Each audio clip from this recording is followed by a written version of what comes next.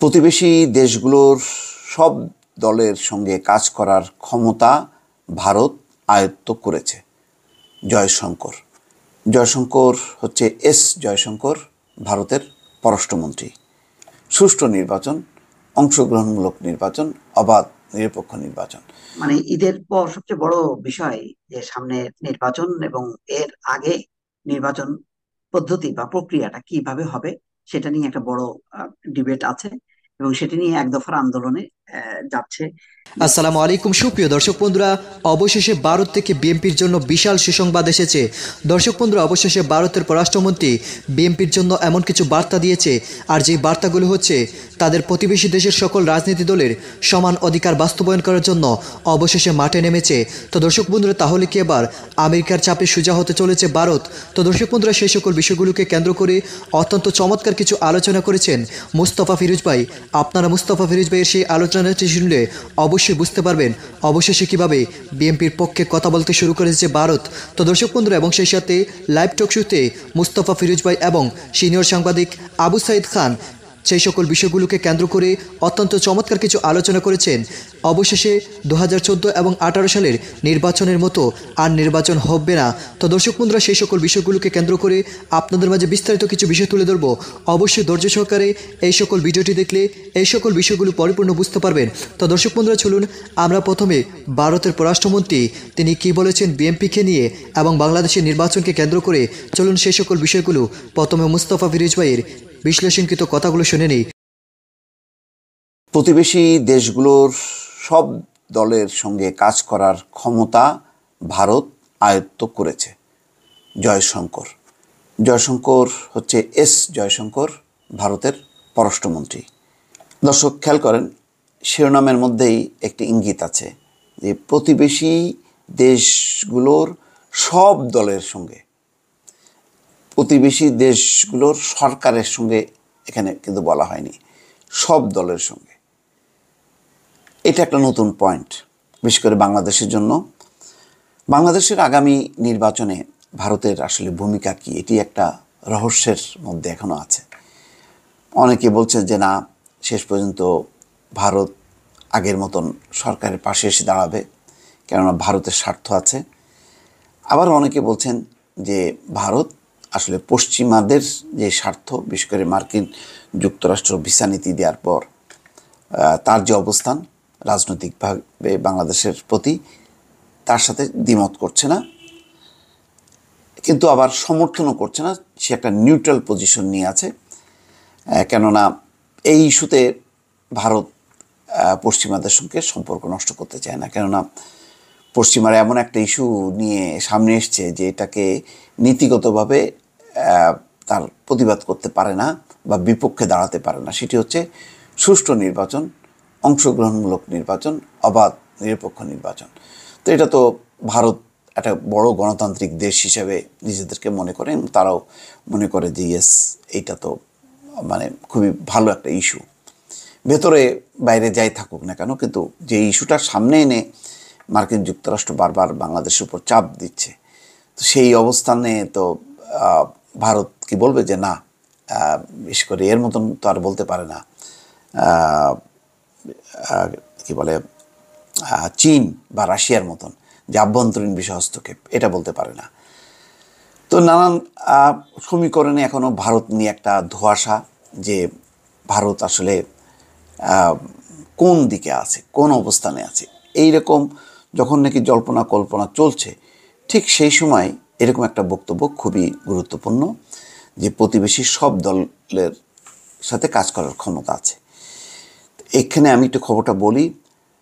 খবরটা হচ্ছে এরকম: প্রধানমন্ত্রী নরেন্দ্র মোদীর আমলে প্রতিবেশী দেশগুলোর আভ্যন্তরীণ রাজনীতিতে ভারত সবচেয়ে কম জড়িয়েছে বলে মন্তব্য করেছেন দেশটির পররাষ্ট্রমন্ত্রী জয়শঙ্কর। মোদীর আমলে এটা ঠিক বলা যাবে না, কেননা 2018 নির্বাচনের সময় তো মোদিই ছিল। সুতরাং তখন এখানে অভিযোগ আছে যে একেবারে প্রত্যক্ষভাবে সমর্থন ছিল এই নির্বাচনের ব্যাপারে। মোদির শাসনের 9 বছর পূর্তি উপলক্ষে শুক্রবার রাজধানীর দিল্লির ইন্ডিয়া ইন্টারন্যাশনাল সেন্টারে আয়োজিত এক অনুষ্ঠানে তিনি এই মন্তব্য করেন। তিনি বলছেন যে এই 9 বছরে প্রতিবেশীদের সঙ্গে ভারতের সম্পর্কের ক্ষেত্রে আকাশ পাতাল পরিবর্তন এসেছে। বলছেন যে প্রতিবেশী দেশগুলোর সব রাজনৈতিক দল ও সব সরকারের সঙ্গে এককভাবে কাজ করার ক্ষমতা ও দক্ষতা আজকে ভারত আয়ত্ত করেছে। প্রতিবেশীদেরও এভাবে গড়ে তুলতে ভারত সচেষ্ট। তো ভালো, এটা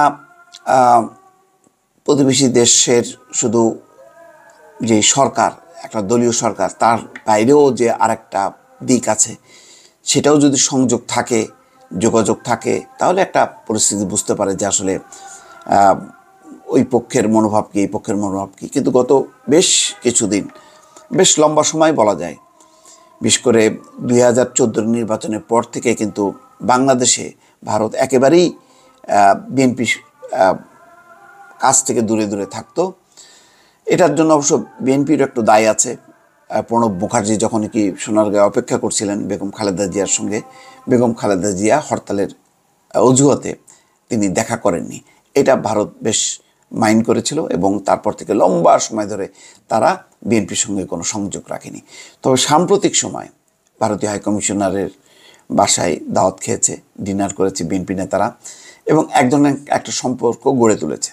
এতেই বলা যায় যে ভারতের যেই আগের মনোভাবের একটা পরিবর্তন ঘটেছে, যে তারা শুধু সরকারি দল আওয়ামী লীগ না, তার বাইরে বিএনপির সঙ্গেও তারা একটা যোগাযোগ রক্ষা করছে বা একটা সম্পর্ক গড়ে তুলছে।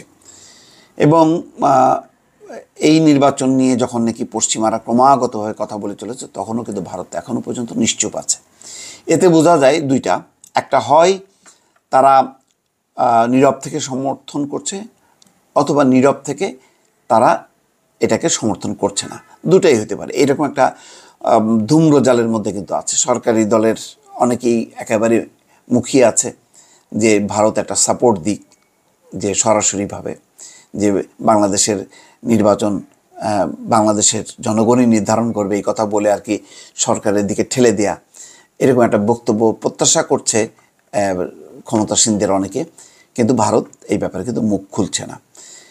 একটা প্রত্যাশা ছিল যে মোদি বাইডেন বৈঠকে সেখানে হয়তো বাংলাদেশ প্রসঙ্গ আসবে এবং মোদি রাজি করানোর চেষ্টা করবে যে বাংলাদেশের নির্বাচন নিয়ে আমেরিকার জন্য কোনো চাপাচাপি না করে। কিন্তু না, একটা শব্দ আসেনি, বাংলাদেশের একটা নামও সেখানে আসেনি। বরং সেখানে পাকিস্তানের নাম এসছে, সেখানে মিয়ানমারের নাম এসছে, কিন্তু চীনের নাম এসছে। কিন্তু চীনের নামটা ঠিক পরিষ্কারভাবে আসেনি, কিন্তু আকার ইঙ্গিতে বোঝানো হয়েছে যে চীনের আধিপত্যের বিরুদ্ধে তারা ঐক্যবদ্ধ।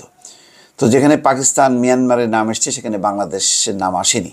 এটা একটা খুবই উল্লেখযোগ্য দিক। এবং এতে মনে করা হয় যে না, মোদি যেই অ্যাসাইনমেন্ট নিয়ে গিয়েছিল বলে ধারণা করা হচ্ছে সেটা আসলে সত্য না, অথবা তার কোনো অ্যাসাইনমেন্ট থাকলেও বাইডেন হয়তো সেটাকে গুরুত্ব দেয়নি, অথবা তারা পাল্টা যুক্তি দিয়ে বুঝিয়েছে যে বাংলাদেশে যদি একটি সুষ্ঠু নিরপেক্ষ নির্বাচন যদি না হয়, তাহলে বাংলাদেশ আরও চীনের দিকে ঝুঁকে পড়বে। সুতরাং বাংলাদেশে একটি সুষ্ঠু নির্বাচনের মধ্য দিয়ে সত্যিকারের একটা নির্বাচিত সরকার যদি আসে, তাহলে তারা গণতান্ত্রিক পন্থায় তারা সিদ্ধান্ত নেবে এবং সেই সিদ্ধান্তটা কোনোভাবেই চীন রাশিয়ামুখী হবে না। এতে ভারতও লাভবান হবে, আমেরিকাও লাভবান হবে, হয়তো এরকম একটা ধারণাও দিতে পারে। তো এইরকম অবস্থার মধ্যে এই সমস্ত যখন কি নানান বিশ্লেষণ চলছে প্রতিনিয়ত, তখন এস জয়শঙ্কর যখন বলছে যে তারা প্রতিবেশী দেশগুলোর সব দলের সঙ্গে কাজ করার ক্ষমতা ভারত আয়ত্ত করেছে, তখন এটা খুবই সিগনিফিকেন্ট। তাহলে বোঝা যাচ্ছে যে ভারতের সেই একতরফা যে নীতি, শুধু আওয়ামী লীগ এবং সরকার, তার বাইরেও তারা একটা অবস্থান নিতে যাচ্ছে। ভাই, মানে ঈদের পর সবচেয়ে বড় বিষয় যে সামনে নির্বাচন এবং এর আগে নির্বাচন পদ্ধতি বা প্রক্রিয়াটা কিভাবে হবে সেটা নিয়ে একটা বড় ডিবেট আছে এবং সেটা নিয়ে এক দফার আন্দোলনে যাচ্ছে বিরোধী দল, এমন এক খবরগুলো আমরা গণমাধ্যমে দেখছি। সরকারের প্রস্তুতিটা বা কি? সরকার কি আম, মানে তার মতন করে নির্বাচন করতে চাইবে? মানে আহ, যদি বিএনপির মতন বড় দল যদি না থাকে, তাহলে তার বিকল্প কি কি পথ আছে? আর বিদেশি যারা এতদিন দুতিয়ালি করছিল, তাদেরও বা মনোভাব কি হতে পারে? আপনার কি মানে ধারণা? আমার কাছে মনে হচ্ছে না যে সরকার বিএনপি কে বাদ দিয়ে নির্বাচনে যাবে, এটা আমার কাছে মনে হচ্ছে না। আর গেলেও সেটা খুব যুক্তিসঙ্গত ব্যাপার হবে না, এই জন্য কেননা যেহেতু 14 সাল এবং 18 সালের দুটো নির্বাচন নিয়ে এক ধরনের বিতর্ক রয়েছে। অতএব আর একটা বিতর্কিত নির্বাচন করার মধ্য দিয়ে সরকারের ভাবমূর্তি উজ্জ্বল হবে না। তো এটা আমার মনে হয় সরকারের নীতি নির্ধারকরা এ ব্যাপারে বোধহয় ওয়াকিবহাল আছেন। তো যে কারণে সরকার আমার মনে হয় ভাবনার মধ্যে রয়েছে, যদিও প্রকাশ্যে কিছু বলছে না। তো আমি জানি না যে নেপথ্যে কোনো আলাপ আলোচনা হচ্ছে কিনা। নেপথ্যে সরাসরি আলাপ হতে পারে, কিংবা যে পশ্চিমা দেশগুলো যারা বিভিন্ন সময় চাপ সৃষ্টি করছে তাদের মাধ্যমে এক ধরনের আলাপ আলোচনা বোঝাপড়া হতে পারে। তো আমার কাছে মনে হয় যে এমন একটা অবস্থা রয়েছে, তবে খুব সুনির্দিষ্ট কিংবা সুস্পষ্ট কোনো সিদ্ধান্তে সরকার এসেছে বলে মনে হয় না। আর বিএনপি তার অবস্থানে অনড়, অর্থাৎ দলীয় সরকারের অধীনে তারা নির্বাচন করবে না। তবে তারা দলনিরপেক্ষ সরকারের বিকল্প তারা বোধহয় ভাবতে পারে, যেহেতু বিরোধী দলের কেউ কেউ যারা মনে করছে যে জাতীয় সরকার হতে পারে, সর্বদলীয় সরকার হতে পারে, যেটা সংবিধানের মাধ্যমে সংবিধান সংশোধন না করে সহজেই করা সম্ভব। তো এমন একটা ভাবনা কিন্তু বিরোধী অঙ্গনে রয়েছে। তো বিএনপি যদিও তত্ত্বাবধায়ক সরকার অর্থাৎ দলনিরপেক্ষ সরকারের ব্যাপারে তারা এখন পর্যন্ত এ ব্যাপারে অনড় অবস্থায় রয়েছে, তবে বিকল্প ভাবনাও তারা দিতে পারে। তো সেটা যাই হোক, সরকার এবং বিএনপি উভয়কে একটা সমঝোতায় বসতে হবে, এবং সেটা খুবই জরুরি। আর যদি সমঝোতায় না বসতে পারে, তবে সেটা দেশের জন্য নিঃসন্দেহে ভালো ব্যাপার হবে না, কেন আবার দেশটা সংঘাতের দিকে চলে যাবে। এবং এই সংঘাত তো কারো কাম্য না, সরকার বিরোধী দল কারো কাম্য হওয়া উচিত না। অতএব আলোচনার টেবিলে যদি বসে সমাধান হয়, তবে সেটা সবার জন্য, দেশের জন্য মঙ্গলজনক। কিন্তু আমরা চাইতে পারি, কিন্তু আমাদের চাওয়া তো শেষ কথা না। সরকার এবং বিরোধী দলের অবস্থানটা, তাদের দৃষ্টিভঙ্গিটা হচ্ছে গুরুত্বপূর্ণ বিষয়, এবং তারা কোন দিকে যাবে। তো সরকারের ভিতর থেকে কেউ কেউ বলার চেষ্টা করছে, কিংবা কেউ কেউ পরামর্শ দিচ্ছে যে বিএনপি আসুক আর না আসুক, কি কি আসে যায়, সরকার নির্বাচনের দিকে চলে যাবে। তো আমার কাছে সেটা মনে হয় না যে এটা সরকারের আহ, মানে শীর্ষ পর্যায়ের সিদ্ধান্ত, এটা আমার কাছে মনে হয়। কিন্তু সরকারের শীর্ষ পর্যায় থেকে কি এমন কোনো মানে চিন্তা ভাবনা থাকতে পারে যেটা মানে সামনে আনলে বিরোধী দল সেটা সম্মত হতে পারে, এমন কি কোনো আপনার কাছে কি ধারণা থাকতে পারে? এই বিকল্প না, কি কি হতে পারে যেটা বিরোধী দল আকৃষ্ট হবে? না, আমার কাছে কোনো নেই, ইনফরমেশন নেই। ধারণা হুম, তো অনেকটাই হতে পারে। যেমন একটা হতে পারে যে 1900 মানে ইসে 2014 সালে যেটা প্রধানমন্ত্রী বলেছিলেন যে বিরোধী দলকে কিছু আসন মানে মন্ত্রী, স্বরাষ্ট্রমন্ত্রী সহ আরো কয়েকটা হুম, হুম, গুরুত্বপূর্ণ মন্ত্রণালয় অফার দিয়েছিলেন। তো হুম, এইরকম প্রস্তাব আমার মনে হয় এবারও গভর্নমেন্ট দিতে পারে, এবং সেই সুযোগ তার রয়েছে। এবং বিরোধী দলকেও মন্ত্রী পরিষদে আহ্বান করারও সুযোগ রয়েছে। তো অনেকেই প্রশ্ন করতে পারেন যে বিরোধী দল কিভাবে অংশগ্রহণ করবে, তারা তো সংসদে নেই। তো টেকনোক্র্যাট হিসাবে তো তারা জয়েন করতে পারে। এখন যখন যে মন্ত্রী পরিষদ যদি ছোট হয়, ধরেন 20 জনের হলে টেকনোক্র্যাট তো 2 জন, বাকিরা কি করবে? তো সেই ক্ষেত্রে হতে পারে মন্ত্রীর পদমর্যাদায় উপদেষ্টা নিয়োগ দিতে পারে। তো এগুলো হুম, হতে পারে। আর জাতীয় পার্টি, অন্যান্য পার্টি তো তারা সংসদে রয়েছে। অতএব সেই জায়গাগুলা আমার মনে হয় সুযোগটা রয়ে গেছে, অর্থাৎ সংবিধান কোনো বাধা নয়। এটি তো কথাটা হুম, বারবার বলে আসছি। এখনো আমি মনে করি যে ঐক্যমত্যটাই হচ্ছে গুরুত্বপূর্ণ বিষয়। তারা যদি সমঝোতায় উপনীত হয়, একটা আন্ডারস্ট্যান্ডিং এ পৌঁছতে পারে, তাহলে সংবিধান কোনো বাধা না। সংবিধানের কে ভিতর থেকে জাতীয় সরকারও করা যায়, এমনকি চাইলে, উভয় দল চাইলে এখানে তত্ত্বাবধায়ক সরকারও, দলনিরপেক্ষ সরকারও করা যায়। কেননা বিচারপতি শাহাবুদ্দিনের নেতৃত্বে 1991 সালে যে সরকার গঠিত হয়েছিল, সংবিধান কিন্তু পরিবর্তন হয়নি। সংবিধানের ভিতর থেকেই সেটা সম্ভব হয়েছিল। তো সেখানে রাজনৈতিক সমঝোতাটাই গুরুত্বপূর্ণ।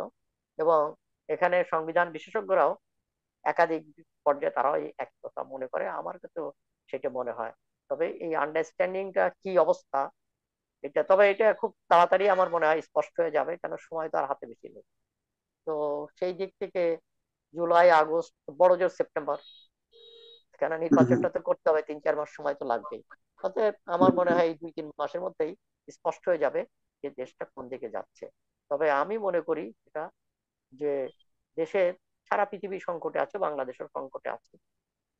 এই অর্থনৈতিক সংকট, জনজীবনের সংকট, এই সংকটের সঙ্গে যদি রাজনৈতিক সংকট যুক্ত হয় তাহলে সেটা দেশের জন্য ভয়াবহ হয়ে যেতে পারে। আমাদের কাছে পাশে তো একটা দৃষ্টান্ত রয়েছে শ্রীলঙ্কা, যেখানে অর্থনৈতিক সংকটের সঙ্গে যখন রাজনৈতিক সংকট এক রেখায় মিলে গেল, সেখানে দেখা গেল একটা ভয়াবহ কাণ্ড ঘটে গেল। শ্রীলঙ্কা তো উন্নত হুম এগিয়ে হুম থাকা দেশ ছিল, এমনকি বিভিন্ন সূচকে অনেক ক্ষেত্রে আমাদের সে এগিয়ে ছিল। তো সেটা রয়েছে। আমি মনে করি না যে বাংলাদেশ শ্রীলঙ্কা হয়ে যাবে, কিন্তু শ্রীলঙ্কা তো একটা লেসন, সবার জন্য একটা লেসন, শিক্ষা, হুম। আমাদের জন্য একটা সতর্ক বার্তা। তো সেই জায়গা থেকে আমার মনে হয় যে সবাই তো রাজনীতিকরা তো দেশের কথা বলে জনগণের স্বার্থে, দেশের স্বার্থে রাজনীতি করেন। অতএব দেশের স্বার্থ, জনগণের স্বার্থ মাথায় রেখেই তারা নমনীয় হবেন এবং তারা প্র্যাগমেটিক হবেন। তো দর্শক বন্ধুরা, আপনারা হয়তো এই পুরো ভিডিওটি দেখে এবং মুস্তাফা ফিরোজ ভাই এই আলোচনাটি শুনে অবশ্যই বুঝতে পেরেছেন অবশেষে ভারতের পররাষ্ট্রমন্ত্রী বিএনপির জন্য এই বার্তাটি দিয়েছেন এবং তাদের প্রতিবেশী দেশের সকল রাজনীতি দলের সমান অধিকার বাস্তবায়ন করার জন্য তারা অবশেষে বার্তা পাঠিয়েছে। তো দর্শক বন্ধুরা, তাহলে কি শেষ পর্যন্ত সকলেই সোজা হতে চলেছে? আপনাদের কি মতামত এবং সেই সাথে এই লাইভ টক শোটি দেখে আপনাদের কাছে কি মনে হচ্ছে? তাহলে কি সুষ্ঠু নির্বাচন হতে চলেছে 2024 সালের নির্বাচনটি? আপনাদের কি মতামত অবশ্যই কমেন্ট করে জানিয়ে দিবেন। তো দর্শক বন্ধুরা, ভালো থাকুন, সুস্থ থাকুন। আল্লাহ হাফিজ। আসসালামু আলাইকুম ওয়া রাহমাতুল্লাহি ওয়া বারাকাতুহু।